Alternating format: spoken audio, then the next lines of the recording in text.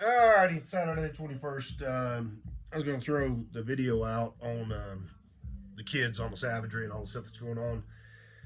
Decided to punt the video to next week for a couple different reasons. One, I got all my stats, facts, figures, everything put together. I just couldn't get my verbiage. I felt like I was having some kind of Kamala word salad thing in my head. Everybody loves a school bus because we all rode school buses, and school buses are, that's where I was at. See all this here? That's not just old age. We got this sinus thing going on. It feels like a bowling ball up there. So I'm going to punt it to next week twofold. One, I want to get my verbiage right. Two, we have a guest coming on the podcast Tuesday. I'm really looking forward to this. I know I was giddy on a video last week about it, but it's tragic and funny at the same time. Tragic because it's true. This happens far too often. And I've worked cases like this, a handful actually. And there's nothing I love more than hunting down somebody who's perved on a woman or a kid or accosted somebody or hurt a child. I get no greater satisfaction than when I hear a click, click, click, click. Make sure I put an extra notch on those handcuffs down onto their wrists just so that they know they're done. But her story it's kind of terrifying because one, people do get away with this stuff and they do it, and two, it's funny because he gets tuned up by her. She goes after the pervert who's perving on her, and it's on video. So you get to watch the video while she tells and shares her story and her testimony. Good gal too, really like her. So we'll have that on Tuesday.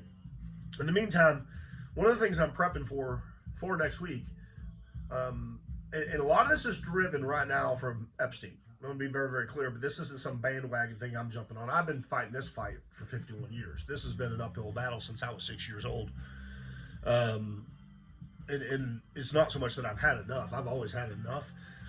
It's that we've hit critical mass in this country. Tom McDonald song, there's a line in there that says, this is only going to end when people are in the graves. There's an old adage, it's only tyranny if you lose. I was watching Tucker Carlson, I think it was last week, being interviewed on the Sean Ryan show, and Sean says, "What do you think is going to happen in a country where we got 100 million people with guns? What do you think is going to happen? Keep poking that bear. What do you think is going to happen?" And the fact that we have everybody talking about that's how you know it's real. If this was one or two people, people might say, "Well, you got an agenda, or you're pushing a narrative, or you're doing, whatever." Oh no, it's coming. So I say all that essentially to say this: Epstein, what has come from this, which has been next to nothing so far up until this arrest of whatever his name, Prince, whatever. But we want to see hundreds of arrests. I want to see people in the town square. That's what I want to see. And I want to see it for the victims. I want to see it because somebody like me 51 years ago went through something for an extended, I don't mean once or twice, years. You can't get rid of these scars. It's not that I got daddy issues or I didn't outgrow it. It's that I use it now as a driver to go after the evil.